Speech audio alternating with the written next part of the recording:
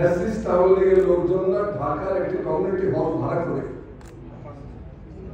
কয়েকশো ট্রেনিং নিয়েছে hit and run, কি প্রক্রিয়া হিট করে রান করা যায় এটার একটা ট্রেনিং হয়েছে। এবং বাহাদুর নাসিম এবং হাসিনার আরেক ছিল শেখর, তাদের নেতৃত্বে এই ট্রেনিংটা হয়েছে। আমাদের গোয়েন্দা ব্যর্থতার চরম অবস্থায় চলে গেছে।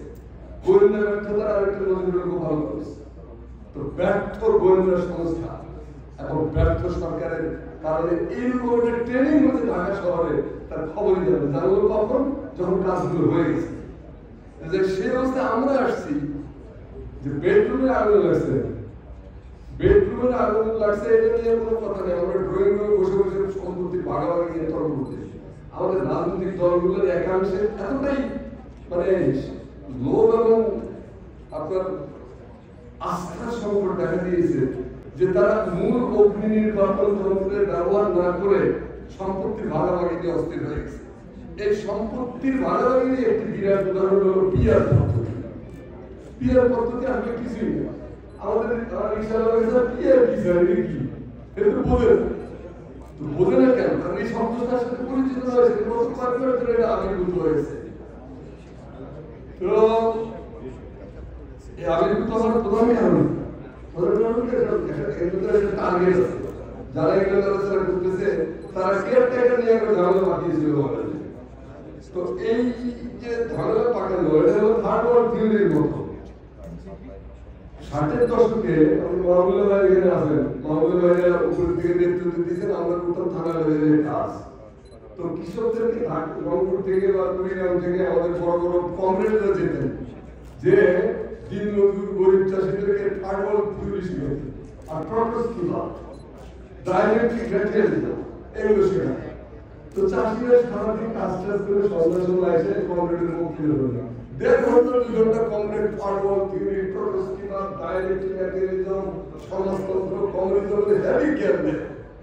তারপরে চাষিরা বলে যে ভাই আপনি কি বুঝলেন কমরেড? চাষি বলে যে হ্যাঁ বুঝছি। কি বুঝছো তোমরা বললেন সেগুলো সবই বুঝছি, ভ্রম করে হবে। আমাদের পিয়ার হলো আমাদের গরিব চাষিদের কাছে এরকম একটা জিনিস। কি বললো থার্ড ওয়ার্ল্ড থিওরি, তার কাছে কার শব্দ মনে হয় সেই চার্লি চ্যাপলিনের ডিক্টেটর মতো যে বিকৃতার শব্দ মনে হয়। প্রটোসি ওই গরিব চাষির সাথে কি কাটতা? হাজি বাংলাদেশের একটা বই আছে, সেখানে মনোয়ার হোসেনের সম্পর্কে একটা স্মৃতিচারণ করতে গিয়ে হাজি বাংলাদেশ বলেছেন যে জেলখানায় একবার আমরা ভাবলাম যে বড় লাগে যদি মাছ ধরতে ঠিক মতো শেখানো যায় তাহলে কংগ্রেস মুভমেন্টের খুব কাজে লাগবে। তো মাছ ধর শিখেতে গেলাম, জেলখানে হুজুরকে বললাম হুজুর আপনি তো বিরাট জ্ঞানী, কিন্তু একটু মাছ ধরতের সাথে পরিচয় হলে জাতির অশেষ কল্যাণ হবে। তো হুজুর কি করতে চাও? একটু আপনার সাথে ক্লাস করবো। তো আব্দুল কমরেড আব্দুল হাজি দারেস 7 দিন ধরে মোল্লা হোসেন জেলখানে বসে বসে সকালবেলা নাস্তার পরে বসে মাছ ধরছে। তো 7-8 দিন পরে হাজি দারেস জিজ্ঞেস করছিল হুজুর আপনার আমাদের তো কথাবার্তা শেষ, কেন আপনার কোনো জিজ্ঞাসা আছে কিনা মাছ ধর সম্পর্কে শিখালেন আপনারা?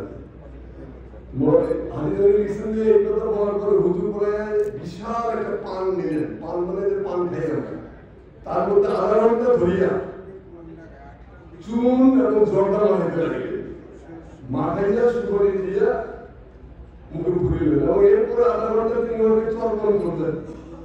চর্বণ করে তারপরে পোয়া খালি মানে ধরেন 250 গ্রাম পিঠ ফেললেন। তারপরে গামছা দিয়ে মুখ মুছিয়ে বললেন হ্যাঁ তুমি কি বলছিলেন? বললেন যে মাছ ধরা সম্পর্কে আপনি আপনার বক্তব্য কেমন বললাম। শোনো ওই মাছ ধরতে তোমার কাছে থাকে এটা চাষি বুঝবে, আমি বুঝি না চাষি বুঝবে কি? আমি করি মাছ ধরার রাজনীতি, নট মাছ ধর, মাছ ধরে আমার গরিব চাষি মাছ ধরতে হবে। তো মাছ ধরার রাজনীতিটা আমাকে করতে দাও। আর তোমার এই বিদ্রুপের শব্দ করতে গেলে আমার মাথায় ঢোকে, আমার চাকরি তো ঢুকবেই না। এই যে পরিস্থিতিটা, সেই পরিস্থিতিটা আমাদের অনুধাবন